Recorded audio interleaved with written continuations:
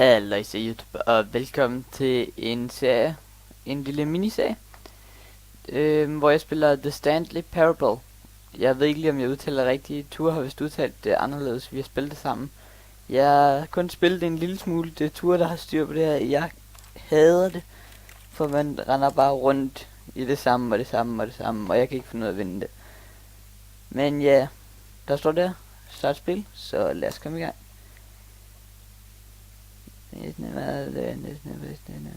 Loading. Yes.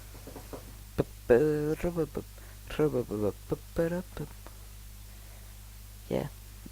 I må undskylde, der ikke... Jo, det kan jeg så sige nu. I må undskylde, der ikke er kommet nogle videoer ud her på det sidste. Fordi at...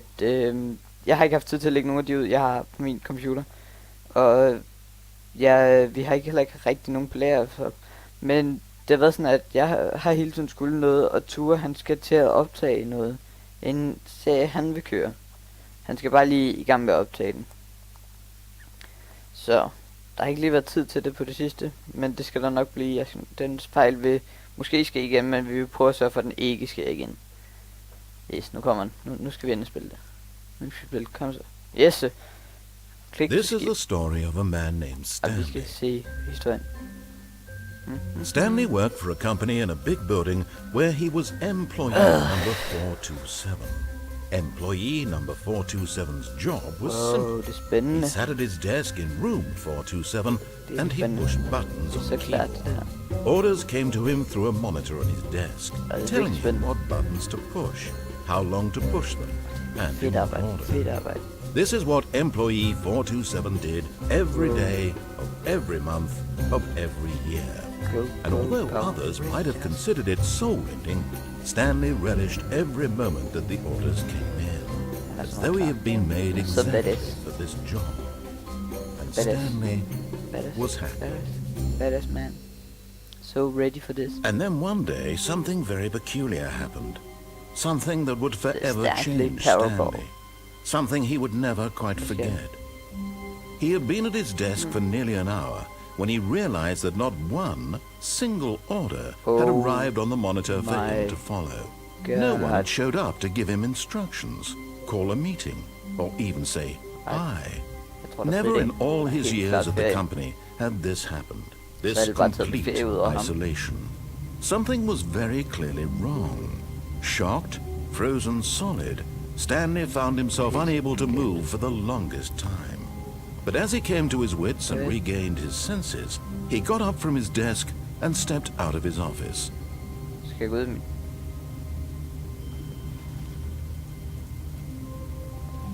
Okay.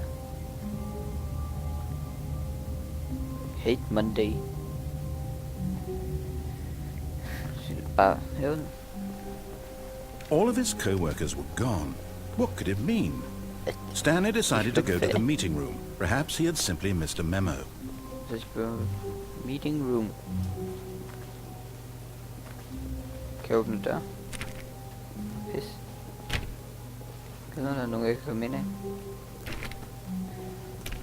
Kan jeg ikke få lov til? Wow. Okay.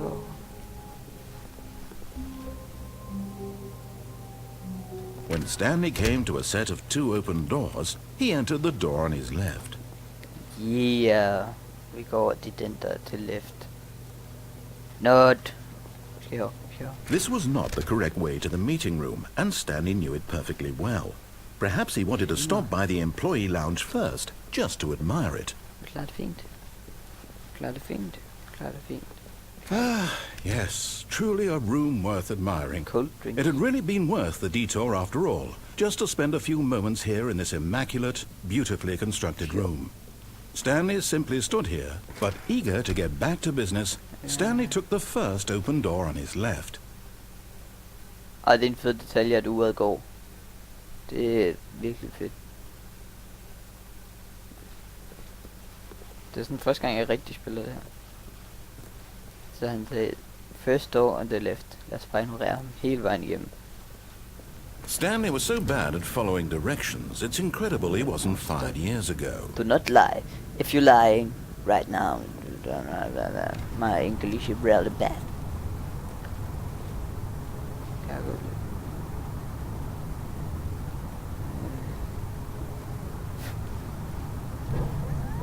Look, Stanley, I think perhaps we've gotten off on the wrong foot here. I'm not your enemy, really, I'm not. I realize that investing your trust in someone else can be difficult, but the fact is that the story has been about nothing but you all this time. Okay. There's someone you've been neglecting, Stanley. Someone you've forgotten about. Please, stop trying to make every decision by yourself. Now, I'm not asking for me, I'm asking for her. This is it, Stanley. Your chance to redeem yourself. To put your work aside. To let her back into your life. She's been waiting. Jeg er fuldstændig ligeglad. Jeg er lige meget. Skal vi den her vej? Jeg havde dørene bliver lukket efter mig. Det var vi ikke. Jo. Den er den her.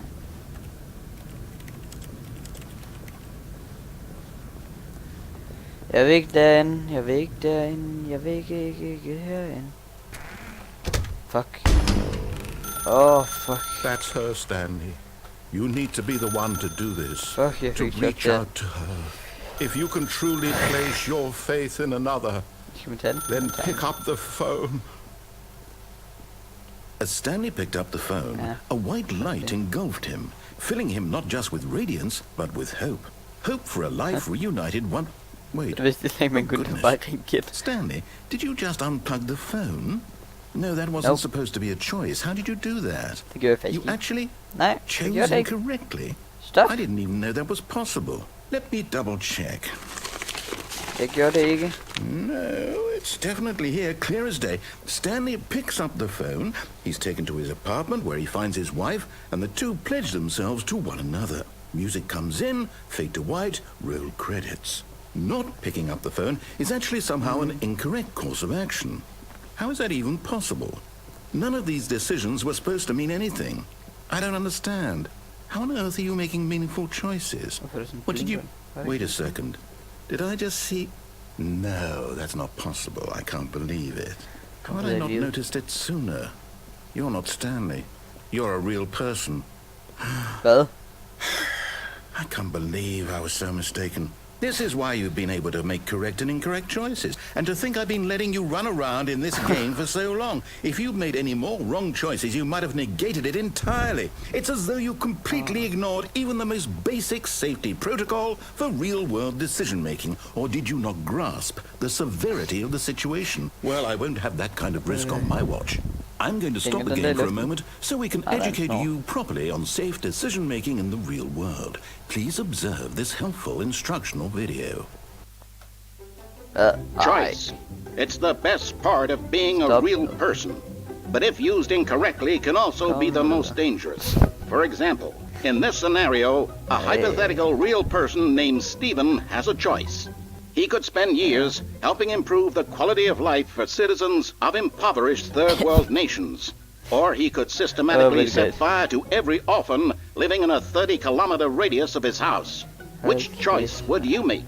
Remember that unlike here, the real world makes sense, and at no time should you make a choice that does not conform to rational logic. If you find yourself speaking with a person who does not make sense, in all likelihood, that person is not real. Allow the person to finish their thought, then provide an excuse why you cannot continue talking. Turn to a partner and practice saying, "My goodness, is it 4:30? I'm supposed to be having a back, sack, and crack."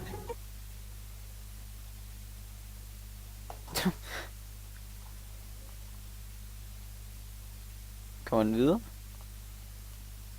Excellent. Making choices on a regular basis is the best part to a healthy decision-making process. Most medical professionals recommend making at least 8 choices per day. Do you make more than 8? Less? And finally, if you begin to wonder if your choices are actually meaningful and whether you'll ever make a significant contribution to the world, just remember that in the vast infiniteness of space, your thoughts and problems are materially insignificant, and the feeling should subside.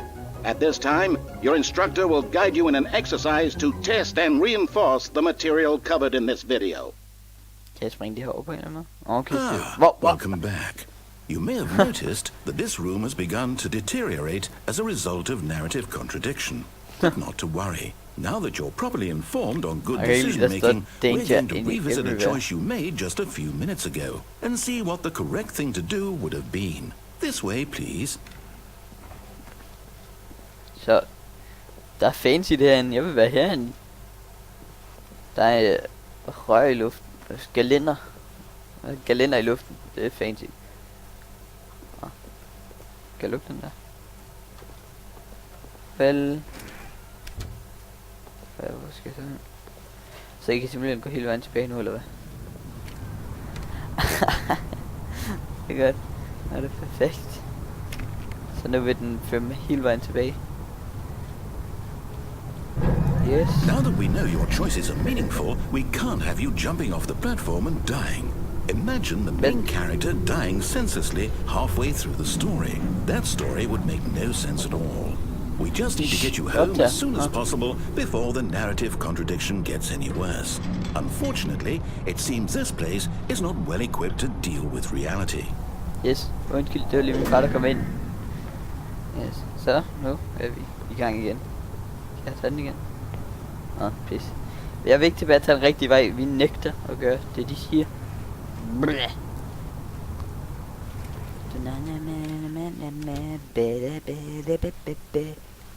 Altså, det er nogle pæne billeder. Jeg kan langt så, hvor lang tid jeg har brugt på det. Okay, det er ligegyldigt. Jeg kan ikke finde den der tid. Almost there.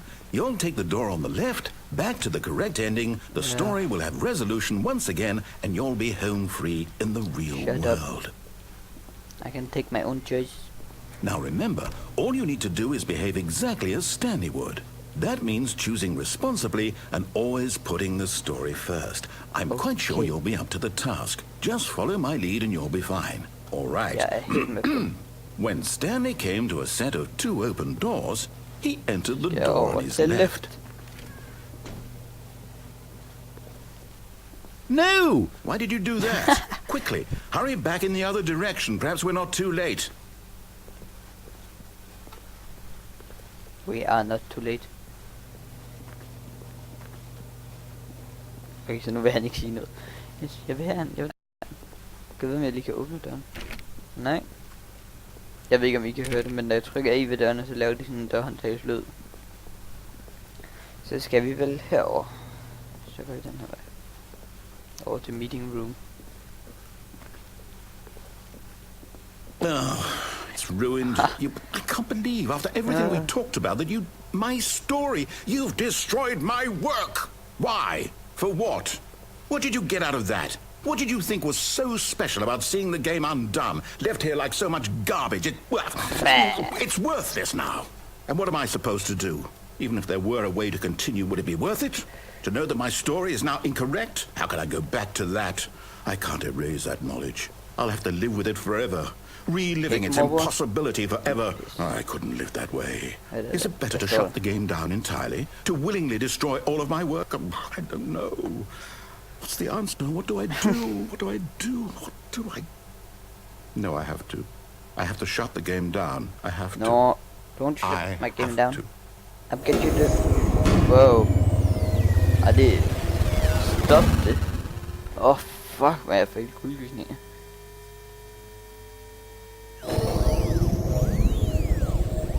Ej, stop. Oh, I'm here.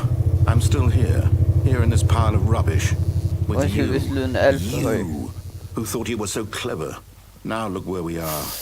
My entire game is destroyed. It was the only thing in the world that was mine, and you've run it into the ground. What, did you think that would be funny? You just had to see? Didn't I impress upon you how important it was to be like Stanley? He actually knows how to do what I tell him to. He understands that if I say to do something, there's a damn good reason for it. That thought hadn't even occurred to you, had it? That there's a world outside of you? You're a child. Oh, my story. If you'd just gone through the door on the left, you would have seen it. There was a whole underground facility. You would have destroyed it and been victorious. It would have been so perfect. I worked so hard on it. I tried so hard. Hvad? Behave exactly as Stanley would. That means choosing responsibly and always putting the story first. I'm quite sure you'll be up to the task. Just follow my lead and you'll be fine. All right. When Stanley came to a set of 2 open doors, he entered the door on his left. Så tager vi det der. Så gør vi det bare, som man siger. Det ser... Wow. Så begynder han bare at gå til venstre. Jeg tror, det er mit tastatur. Yet there was not a single person here To either. sekunder. Feeling a wave of disbelief, Stanley decided to go up to his boss's office, hoping he might find an answer there. 2 sekunder. Den der tastatur ud. Tastatur ind. Det er fandme lang tid siden, den bug har været der på mit tastatur. Lortespil. Eller lort-tastatur. Jeg skal have et nyt så. Sådan, nu virker det igen.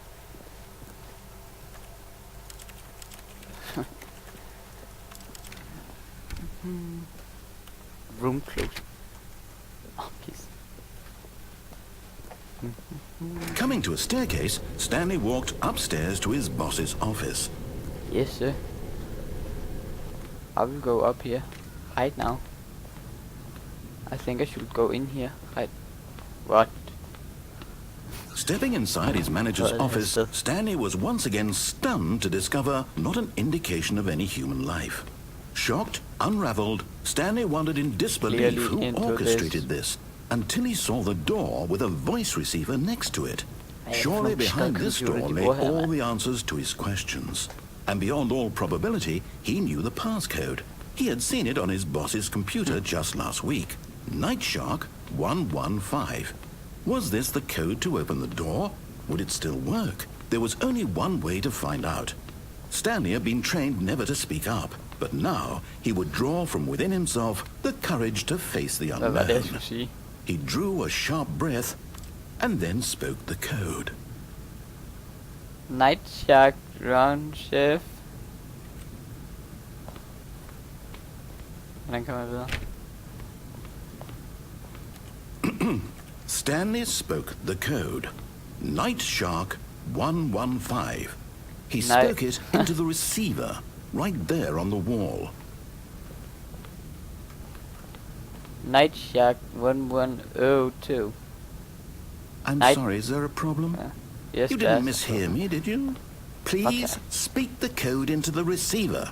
Otherwise we can't get on with the story. This is a crucial Jeg kan ikke! Fucking table. Okay, fine, you're not gonna do it, but you know what? It's pretty humiliating to bring you this far, only for you to suddenly decide you have better things to do. I asked you for this one single thing, for your respect. The kind of respect Stanley shows for his choices. He knows what it means to take a story seriously. If you didn't want to see what I had to show you, then why did you come here? You had a choice, you know. You could have gone through the door on the right. You could have done whatever the hell you wanted over there. Why did you come this way? Speak. Say something to me. Explain yourself, you coward. Yes. When Stanley came to a set of 2 open doors, he entered the door on his left. Where's that? Stanley? Hello? Are you... Is everything okay? Stanley, please. I need you to make a choice. The I end. need you to walk through the door. Are you listening to me? Thank you for playing Stanley Parable. Is everything all right? Stanley, this is important. Credits. Ikke færdig nu, er det? Make a decision. It cannot exist without you. Do you understand me? Whatever choice you make is just fine. They're both correct. You cannot be wrong here. We can work together. I'll accept whatever you do. I simply need you to take that step forward, please. Så kort er det ikke. Det er ikke det, jeg har brugt mine penge på, vel? Do something? Anything? This is more important than you can ever know. I need this. The story needs it. So, you hear me? Are you there? You listening to this? Yes, Stanley, are you right there? here. Okay. It's okay, I can wait. It's fine. I can live without you. Time to make sure your choice is correct. That is the best choice. Galactic Cafe. That's all right. Get life, I'll get wait for you life. to decide what's Jeg klæder the til dem, right hvis det er thing slut to nu. do. Jeg bliver nødt til på en anden vej. Time as you need.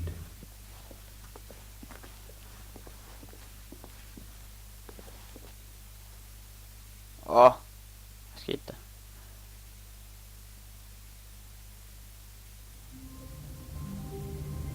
Okay, så man starter igen. Yes, det var det første afsnit i den her serie. Jeg optager direkte næste afsnit, når jeg lige har sat den her til at uploade. Eller også er den helt til at uploade bagefter, jeg ved det ikke helt. For lige ud af det. Jeg er i hvert fald træt, og jeg kan i hvert fald optage stadig. Uanset hvad. Så yes. Husk at like den video. Og subscribe til vores kanal. Og abonnere. Og hvad fanden alt det der nu hedder. Og subscribe til, hvad fanden hedder det? Til vores Facebook og Steam account må I godt blive medlem af, når vi får det og sådan noget. Det kommer et link ind i beskrivelsen, når vi begynder at få det. Vi skal lige have bare et par subscriber. Nu er vi bare sådan nogle taber. Det var tiden, der stoppede der, så yes, vi ses næste afsnit. Hej.